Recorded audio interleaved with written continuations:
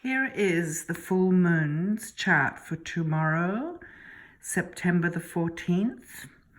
And the first thing that I notice when I look at this is this great big T-square that's happening between the Sun and Mars and Juno. Juno's there in a way, the Moon and Neptune and Lilith, and Jupiter and Ceres. But I'll concentrate mainly on the Jupiter-Neptune Moon square and Mars and Sun being there, because Neptune is so close to the Moon.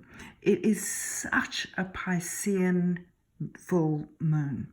It is so beautiful. It's a beautiful full moon, very, very Neptunian, very Piscean, full of mystical, refined qualities, very meditative, very high frequency.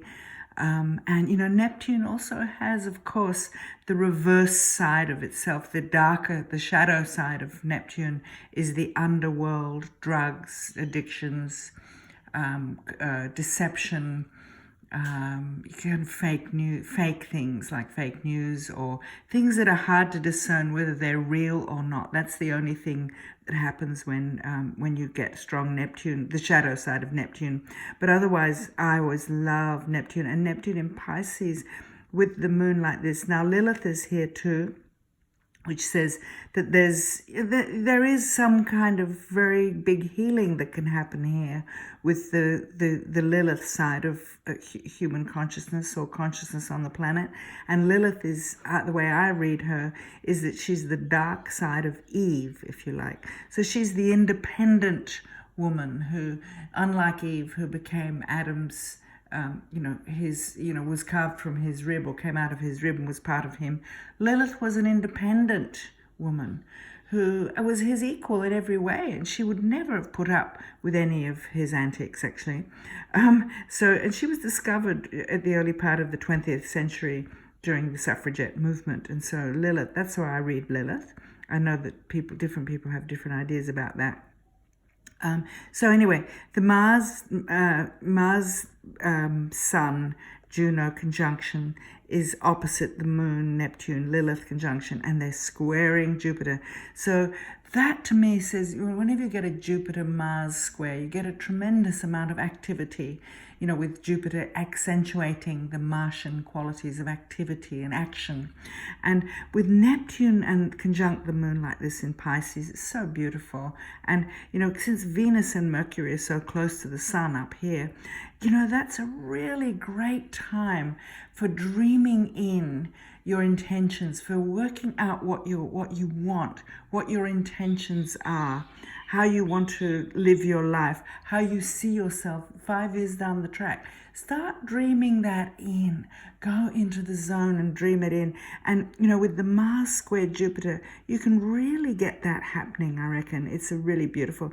And down here in Southeastern Australia, these two appear in the 2nd and 8th houses, and so the full moon appears in the 2nd and 8th house, and so that they're really to do with values, and on a mundane level, they're both the 2nd and the 8th house, so the Taurus Scorpio houses, if you like, and they're to do with values and other people's values, your own values. They're to do with material matters, the Taurus, and the Scorpio. It's to do with deep soul transformations that can happen, and also the attachment and the power of being able to sort of dig your heels in and use your stubbornness, or to dig your heels in and fixate yourself on some kind of goal. I reckon that's how I'm going to use it. And squaring Jupiter like this, I just love it. I think it's a great time for manifesting. Jupiter's in the 11th house, so it would be good to work with groups of people, maybe, have a circle and dream in intentions as a group. That's beautiful to do that with Jupiter in the 11th house like this. And I love it.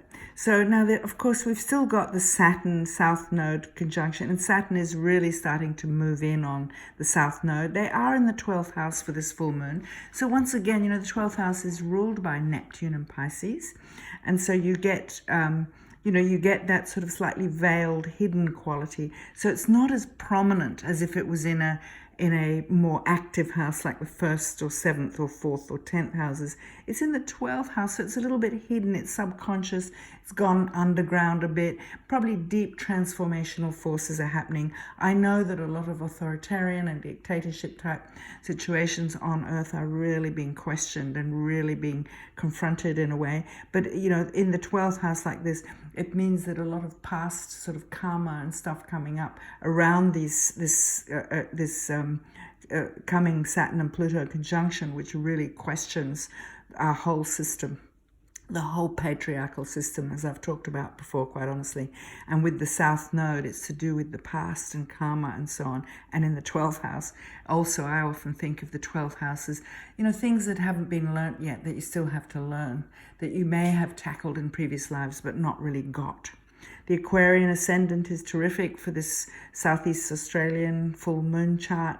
You know, there's a chance to really question and to rebel and go against the mainstream ideas or go against the protocols and the status quo. With the Aquarian ascendant, there's a certain independence, beautiful independence there that really stands out.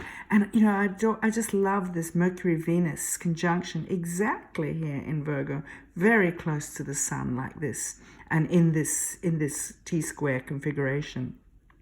It's really wonderful. This is why I think visualization, creative writing, automatic writing, creativity altogether, also being able to communicate in your relationships. You know, I don't know whether any of you know about the containment thing, but I think it's an old French technique. I often use it. And the sun is what is contained by Venus and Mars. You use it with the luminaries and with the angles. So, you know, in this instance, for example, the ascendant is contained by Pluto and Lilith or Neptune. I don't tend to use the minor planets or asteroids for containment. I just look at the major ones.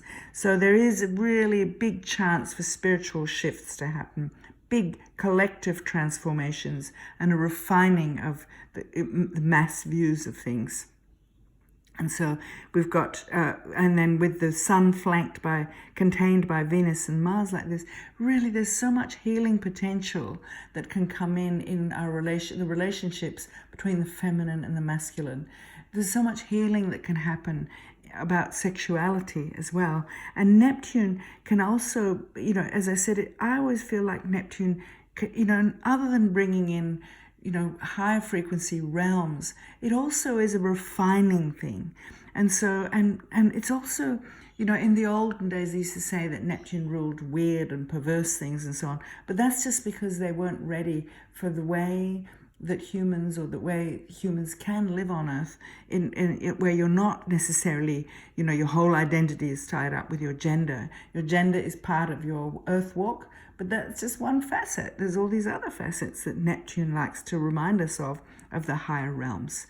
So that's just a little quick overview of the chart drawn up here for southeastern Australia, the full moon chart that's happening on the 14th of September.